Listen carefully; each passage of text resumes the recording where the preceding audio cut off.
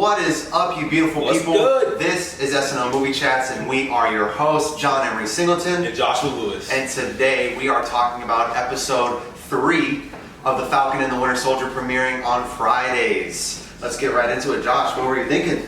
All right, first off, let's just start with that Captain America scene, or discount Cap, as we like to call him. I think the pressure's starting to get to him. I think he's definitely realizing it's not easy being Captain America. Those are some big shoes to fill, and it's just getting to him a lot. And I think the role itself right now, like just with the state of the world, is drastically different than even what it was. I just feel like it's more now than it ever was, and for them to pass it on to somebody like him is just, like you said, the pressure is building. Yeah, definitely. It's getting to him. But that out the way, let's start with Bucky and Sam going to talk to Zemo. I think that's what we're all ready to see. That definitely cool to see Zemo again. Still don't trust that man for anything, but trust him more than John Walker. Oh yeah, definitely. I love the transition into the scene when they went to go approach him, and I also love that Bucky was the one to go physically talk to him first. I think that was a good play on his part. Yeah. I like something that this episode has kind of confirmed for me is I really like a lot of the camera angles and shots that they're going with throughout the series so far. And it's very interesting and different. Like from episode 1, the way they shot most of the therapist scene, and then like with this episode, the way the camera was angled for basically the entire hallway conversation before Bucky went to go talk to Zemo. I think it's very different. It's very unique. It's been a while since I've seen those different kind of camera angles. They're doing a good job. Yeah, and it was interesting that also the episode started off with a commercial almost. I remember that. I guess you're right. Kind of about people who came back from the blip and just adjusting to life in the real world after. And I also love that the blip is it's such a big thing that happened. So in real world terms, it's interesting to see how people really have to come back and adjust to life after the blip. Yeah, I think they're doing a good job of showing us the blip and the effects of it without like giving us like a series or like a whole episode on what it was like before and after. They're doing a really good job of like every person we're like focusing on, we're learning what their life is like post blip and whether they are dealing with problems from coming back or because it's worldwide, so it's affecting everyone, not just specific people or even people we know. Everyone's affected by it, so I think we can all relate to that. Something about Zemo in this episode was I was definitely expecting him to become more prominent after they had a conversation with him. I wasn't expecting him to be in the entire episode. Yeah, that was kind of nice. I like that. It's almost like a twist on the buddy cop, and they added a new member. Yeah, I like that a lot. It's cool because they have that that dynamic of we have to work together, but every now and again, like we see in the scene where he puts down the doctor. Oh yeah, they're out for different reasons, so I like that too. And I love that they had moments in the episode where something will be happening that we're all paying attention to, but then they'll cut to Zemo, and it's almost like he's calculating, he's doing certain other things, like things that not everyone is really seeing, but we are. So with just that, I love that they're sowing the seeds of there's a plan, but Zemo always has his own plan. Yeah, he's definitely. They're reminding us to not forget that he is very intelligent and he knows what he's doing. And it was also interesting to see that this man has money. He's a baller. This man had a private jet, a whole suit. This man's doing big things. Yeah, I think that his involvement is crazy and that he's like helping us get more connected to other things from the comics and stuff like Mandapore. And he knows about these things and taking us there. And it's really interesting to them dive deeper into like the that lore that comes from the comics. Yeah, kind of like that underworldiness that Zemo kind of is more familiar with. It's cool to see that. Mm-hmm. Let's talk about them playing roles, like when they all had to dress up and go to Mandapore. What was saying? The Winter Soldier, the smiling type. The part where they had to cut the snake.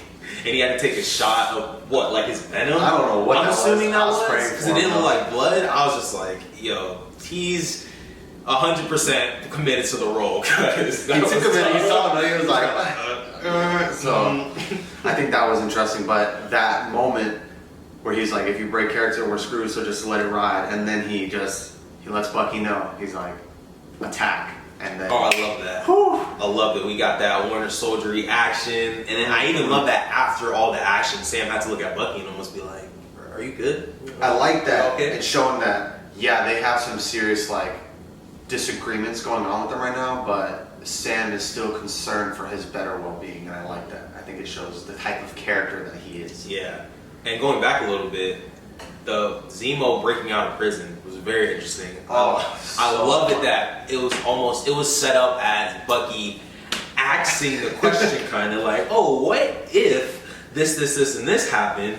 But in the what we're seeing is this already happened, and here's comes walking in Zemo, and Sam's just like, "Hold up, whoa!" But Yeah, I think they're continuing to do a good job of blending the serious with the comedy that we've gained from their relationship since they first met, and I think that's something that they're doing a good job of continuing to write and progress and build their relationship together. So I think that's good. yeah. And then moving forward, where'd they go? They went to Meta. So they went to Mandapore, Mandapore? and then they talked to Selby. I thought that was interesting because she's someone in the comics, so I'm kind of shocked that they. Well, I'm not really that shocked because the MCU has a tendency to, Kill people. But yeah, so then that happens, and then the bounty gets put out on them, and then we run into their guardian angel, Sharon Carter. Sharon Carter finally makes her debut. Episode 3, she came in guns blazing. I was thoroughly shocked. She came in and I was kind of like, whoa, this is a different Sharon. Yeah. Never seen her before. The way that something we talked about from the moment, the second scene she's in with them and they're changing for the party, you kind of see the change in her way she views the whole hero aspect of things because of everything that happened to her. Because, well, she basically got left out to dry. She didn't blip away from what we know, and she's still On the run. yeah, she's kind of hiding out and, well, taking advantage of the fact that she's already an outlaw. She's selling art Yeah, and she's stuff. doing good for herself right now. She has a whole little gang. She kind of seems she has like a secretary, assistant driver. Like, Yeah, that was she's doing interesting cool too. things. Like after all the stuff happened with the doctor, which we'll get to in a second, Sharon had that scene where it kind of gave off that feeling of maybe something even a little more is happening with her than they let on originally. Yeah. Because I feel like she definitely, 5 years is a long time, and honestly, it's probably been even longer than that since she was on the run, since Civil War.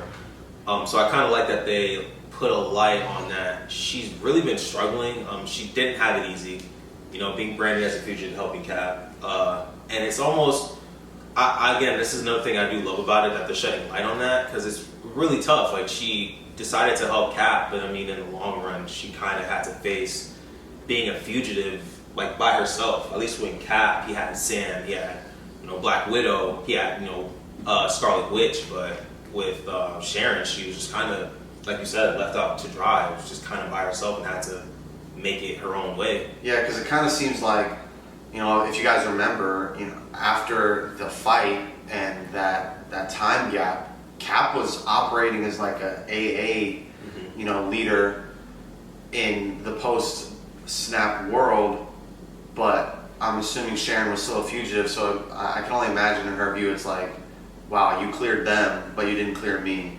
Right. And it's just kind of messed up that the government is treating you one way because you're a hero, but, Yeah, and it's really sad to say, because I kind of wish, I know a lot was going on, so I don't blame him for anything. He'd been through a lot, but I kind of wish, that, she did draw the short end of the stick, so I do kind of wish there was some way of rectifying that, like, maybe Cap would talk to somebody or something, so I definitely feel where she's coming from. She's definitely a little bit darker than what she used to be, but, with all the things she's been through, she kind of had to get a little more tough.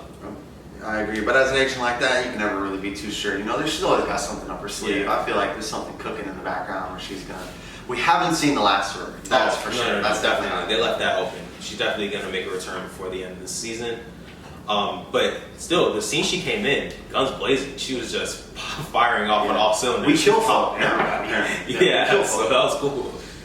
And then we get a lead at that point. We're at the party. You get to see a little Zemo fist bump, and then we get the lead onto where the doctor is who re-engineered the super serum. Yeah. I thought that was really interesting, like meeting them, and when he was talking, he was basically saying like he was trying to perfect the serum even more to where it worked the way it worked on Cap without the machinery and all that other stuff. It was a strictly like a dose you take and then boom, you're like Cap. And it kind of seems like it worked because the Flag Smashers seem to be on that kind of level as well. Yeah, and it's interesting that he was doing this work and then got decimated along with everyone else. So when he came back with the blip, he kind of just continued like where he left off. And he was also approached by, I think he said by the power broker? Yeah, he said he went to Continuing Mandalore it. because he knew that he would be easily funded with something like that, especially by the power broker, which we didn't meet this episode. So I'm very intrigued on,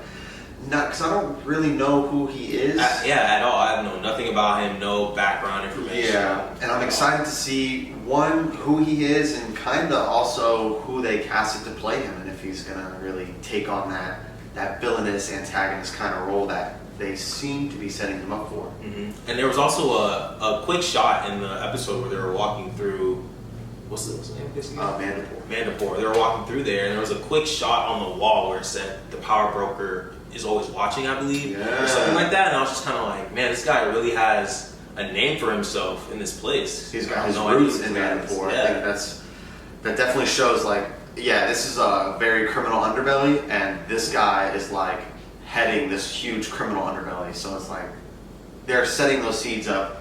You should be concerned or be intimidated because he deserves that like feeling. You know what I mean? Yeah. And I think from there we get the scene where they find out where Carly Morgenthau is, I guess the pseudo leader of the current Flag Smashers, and then we get that scene with her and them raiding the I don't really know what it is, like a stronghold almost, to take supplies for these refugee camps. And at first you kind of get this sympathetic, like you're trying to sympathize, and you do get where they're coming from. Yeah, especially, almost like a freedom fighters kind of. Yeah, so it's like at that point you're like, man, I get where they're coming from. And even Sam says it, and he's like, you know, he kind of gets what they're trying to do, but they're just going about it the wrong way. And then of course we get a little bit further, and you find out that some of them all think that way, but then people like Carly are what most people call extremists, because she just murders all of these people. Yeah, with the place still, and I like that they have the moment of the guy kind of being like, you know, there's still people in there, just to show the difference in the extremists to the I'm down with the cause, but it seems like he has a code about going about it, you know, as far as right now. I think it's interesting they're kind of giving that vibe of, we believe in this cause just enough to follow someone as extreme as Carly, but that's how I felt with that conversation, was continued extremist acts like that will make your followers sway from following you specifically. So maybe we might get more of that in the future. Yeah, and I also know before I was saying how I believe Zemo's kind of tied into the Flag Smashers or Power Broker in some way, shape, or form, but honestly now, as far as I'm concerned, I feel like there's like 4 different factions almost going at each other with, or I mean 5 if you want to put it like that, with, you know, Discount Cap and them trying to find out what's going on. We have Bucky and the Winter Soldier, or Bucky and Sam, I mean. We have the Flag Smashers and the Power Broker. You know what I mean? Yeah, I feel like there are a lot of spinning gears in what could happen.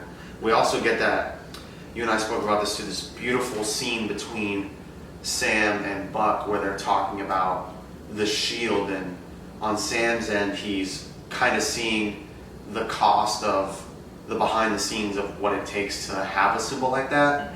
And then there's also Bucky, who has that aspect of, I believe that he gets where Sam's coming from, but he believes more in how much it does for people than what it takes away from other people. And I think that also goes back into why he was so heartbroken about Sam giving up the shield, because the shield, I feel like Bucky doesn't want the shield to be interpreted in the wrong way, because that's not how Steve was using the symbol, not even the shield, just the symbol of that. So with, you know, Discount Cap having it and the government having their clutches on it, and even Sam's still not really sure what to do with it. I mean, he even made a comment about he should have destroyed it. Yeah, I think but that's interesting. Absolutely, I mean, I don't think destroying it will be the case. I think you just need to be Captain America in the way you should be, in the way I feel like Steve wanted him to be, not follow in Steve's footsteps, but just do your own thing, because Steve knows he has a right mind with justice, and he doesn't blur anything, and nothing's black and white. And I feel like Steve realized that with Sam, and that's why he was comfortable with bestowing the shield onto him. So it's just all for Sam to really just come to that realization. I saw this beautiful thing where it's like the doctor who gave the serum to Steve originally just was telling him about like what it does. Like a good man becomes great, and it's like you don't need to be a good soldier, you need to be a good man. And then it kind of shows us that scene where he's giving him the shield, and Steve looks at Sam and he's like, "You're a good man. Like you deserve to have this for this reason because that's the type of person that you are." So I think it's just about like this journey we're on right now of him coming to the realization that he needs to take the shield and bring that forefront of, I don't need to be Steve, I need to be a good man, and everything else will follow. And I think that's John Walker's issue, one of them. Yeah, I agree. I think he's letting the pressures of being Cap and just the pressures of what's going on in the world define how he should be, and I don't think that's the right direction he should be going. Opposed to Sam, where he's already a good man, and he showed Steve Rogers that. So I feel like for him, he just needs to, almost kind of like what Bucky said with the last episode, if he was wrong about you, then he was wrong about me. But I don't think Steve was wrong about either of them, and I think Sam needs to realize that more so. He just needs to believe in himself. I know there's a lot of other stakes that he has to factor in when it comes to him specifically picking and carrying up the shield and the mantle. Yeah. But I feel like the biggest hurdle he needs to get over is the fact that he is capable and worthy of carrying it. And I think that by the end of this, that's kind of what we'll get. That, or I don't know, that the way that Bucky said that he was going to take it from John Walker and before anything happened to the shield. Oh yeah, we'll talk about that. I love that moment too. That was kind of the, when push comes to shove, this is my beliefs and I will do what I believe. And I feel like that's very reminiscent of Civil War with Steve Rogers and Tony going at it. Like they both believed in something so heavily that they were willing to go to that extreme and fight each other. Yeah. So with that, that's what I got from that comment from Bucky, and I really liked it. Yeah, I think it's I think it kind of just shows what we could get in the future of this like back half of the season, which by the way, we're officially at the halfway point. Yeah, I think the episode's in. This is a good halfway episode. I think overall you get a lot of continuation of information that we've already gotten, more on the Flag Smashers, more on their relationship. You get Zemo, you get Sharon, and we also get a lot more setup for what is still to come. The Power Broker, the differences between certain Flag Smashers, the ideals behind the shield. I think they're doing a really good job of setting us up for the back half. Yeah, there's going to be a lot of people in play, and we might have a general idea of where their heads are at, but when push comes to shove, those last second decisions is what really will define the rest of the show. So I'm curious to see how that plays out. And then of course we have to talk about that last 2-3 minute scene. It is so beautiful. It's just the way that the way that they set it up. I didn't notice until we watched it again the second time, and he like so subtly, they're walking into this building and then you just see Bucky real quick just look at the ground and keep going, and he just tells him he's going to take a walk. And like I told you, the first time I was watching it, he picks up that first little thing and I was like, what is that? Yeah, I thought maybe that was Zemo dropping something. Yeah, I didn't know. Like, that's kind of the vibe I got. But then he noticed the second one, he picked that up, and in my head I was like, wait a minute, is that a Kamoye bead? Oh man, yeah, and then he gets into the alley and he just calls out to someone, like, I know you're there, like, just come out. And who comes out, but... In that moment, all I have to say is, I had to hold myself together, because as you guys know, the late great Chadwick Boseman, may he rest in peace, was still around when this show was being shot. So... I don't know. Part of me was like, damn, is this really about to happen right now? Is there really about to be a Chadwick Boseman cameo? I would have been blown away. There wasn't. It was one of the main members of the Dora Milaje, which is pretty awesome.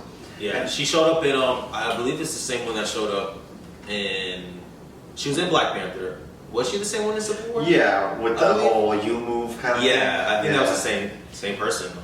I also think that, kind of like what we spoke about, I believe that maybe Bucky was a little bit more confident with letting Zemo go so willingly because he knew that Wakanda would come after him, because Wakanda knows everything. Wakanda's on the map, Wakanda doesn't forget. They really don't. We saw how quick they acted when it came to Celia's Claw stealing the piece of vibranium from the museum. So you can only imagine when word got out that Zemo broke out, they were on it like that, especially because he killed King T'Chaka. That's like crazy levels of criminal to them. Yeah, I'm surprised he didn't get extradited to Wakanda either. So the fact that he didn't is probably good on Zemo's part. Because who knows what they would have done to him. But yeah, definitely the shocker of the episode. And of course, it happens at pretty much the end of the episode. Yeah. But really cool to see her. And I just love, again, with Marvel and what they've been doing. It's just great world building. And that just, it's like it almost feels like they set us in this world. But then it's like, don't forget, the world is bigger now. World is huge, so we can pluck anybody from anywhere and put them in here. And of course, we have her, and it's just kind of like a great shot, It's good to see her, and I just love the whole Wakandian vibe they kind of gave, and even the music cue that changed when she came on, it was just like, oh man, I'm excited for the next episode. Kind of like what we talked a little bit in the first episode. I feel like we're getting to that point where it's more of not, oh my god, Avengers team up, but we've built our world so much that we can just. They interweave with people, so it's logically it makes sense for this person to show up. We're getting to that point where actors in real life and obviously the characters that they play are just weaving in. They're like, yeah, I'll be in this episode and because it makes sense and this and that. I like that the world is getting more and more connected the further we get into the MCU. And that's what's so great about Disney Plus and it being a TV show, because now we're getting to see all these different characters or characters to come and have them on screen a little more than just a scene or two, or a couple minutes, because with a movie they have to cut so much things out of the movie for theatrical release. So now we get a little extra time with some side characters, even some characters we may have never seen before but wanted more light shed on them. So with her, that was a great example of how they can do that. I appreciate it. Yeah, I agree. So of course, that question before we get into what we want to see next week is episode 3 of The Falcon and the Winter Soldier. Josh, are you taking it or are you leaving it? Come on, guys, we're taking it. We're already 3 episodes deep. If you got this far and still aren't watching the show or want to continue watching, then just don't watch it. It's something. It's good. I gotta agree with you. I'm taking it. We got so much more of Zemo. He's a character that I love, and I think they underused a little bit in Civil War, and I'm so glad we get to see him again and that they didn't kill him off. So this is a big take for me. We're getting to learn more and more about all these things I want, and I can't wait to see more. So big take. Please watch it again if you've already seen it. It's just such a good episode, and I think that every episode they're elevating what they did in the previous one. Definitely. And Zemo looks good with his purple ski mask. Yeah, I like it. It worked well. I wasn't sure because I knew how he looked in the comics, so for the screen, it looks really good. What is it? He had that villain swag. Yeah, like that villainess, I don't know, I wouldn't want to pull up on Zemo, man. He's about it. I agree. He's smart. And they showed that off too in the episode, so I think definitely. that was good. So what are you looking forward to in episode 4, or what do you think some predictions may be? I'm looking forward to more Zemo, Bucky, Sam. I like that duality between all 3 of them and just the buddy cop adding in like a new rookie almost. Yeah. But he's a vet. So I love that. I'm curious to see what they're going to do with Sharon Carter. We still haven't seen Torres yet. You haven't seen him since the beginning of episode 2. Yeah. So I'm curious to see if hopefully he comes in the next episode. I know we're going to see more of him. So hopefully it'll be the next one. I want some more light shed on Carly, is that her name? Yeah, Morgenthau, yeah. Yeah, I want to know a little bit more about her. I know she had a death that in the episode that really seemed like it hit her a lot. So I'm curious to know her true goals. And I know it had somewhat to do with the person that passed away in the episode to her, but I want to know if it's something a little deeper than that. And yeah, Zemo too. I just want to know what's his Zemo plan once all the flag smasher power things. What's his? Because like we spoke about too with him, it's just like he's not going back to jail. No, he's getting away or he's done. Yeah, that's definitely the one thing. No matter what happens at the end of the show, Bucky didn't fuck up in doing that. Zemo isn't going back to that cage. Whether he dies or escapes, I don't know, but he's not going back. Yeah, he's a free man. I wholeheartedly agree. I think for me, my predictions is kind of seems like I don't know if we get that confrontation between John Walker and Sam and Buck next episode. I believe that I'm very excited to see more Zemo, like you said. You got those 3 different aspects, 2 people that are looking at the shield differently, and you have that one person who's there to exterminate basically super soldiers and heroes because he's, well, not a fan. So I'm excited to see more of that. Hopefully we get more Sharon next episode. I don't see why we wouldn't get her for the next 3 episodes just because they promoted her in the the posters and the trailers and stuff like that. And then hopefully we get a power broker introduction, maybe. But if they don't set him up in the next episode, he has to come in episode 5. There's only 3 episodes left. Yeah, the show, they have to do that quick and do it right. I have faith in them, but you still need that time to set up and feel like you get where that villain is coming from. So, definitely. So I think that's it, and with that, we'll end the chat there. Thank you to everyone watching, and if you like being a part of the chat, hit that like button, smash that subscribe button. Make sure you've got that notification bell ringing for next week's episode of SNL Movie Chats. Until then, you can follow me at JohnEmery97 on Twitter and Instagram. And you can follow me at Joshy5K on Instagram and Twitter. Make sure you support your local movie theater and streaming service of choice. And until next time, thanks for chatting.